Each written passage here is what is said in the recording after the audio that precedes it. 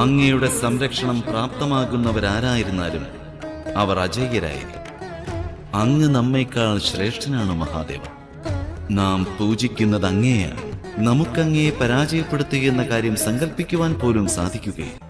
അങ്ങയുടെ വിജയത്തിൽ തന്നെയാണ് ഈ യശോദാനന്ദനന്റെ വിജയം. യശോദാനന്ദനന് വിജയം പ്രാപ്തമാകുമ്പോഴാണ് ഈ സൃഷ്ടിക്ക് വിജയമുണ്ടാകുന്നത്. എന്നാൽ സൃഷ്ടിയുടെ വിജയത്തിനുള്ള ഉപായവും അങ്ങു തന്നെ വ്യക്തമാക്കിയാലും മഹാദേവ. ദേവകീ നന്ദന, നാം അങ്ങയുടെ പരമഭക്തനാണ് മഹാദേവ. നാം അങ്ങയെ സ്തുതിക്കുവാനാണ് ആഗ്രഹിക്കുന്നത്.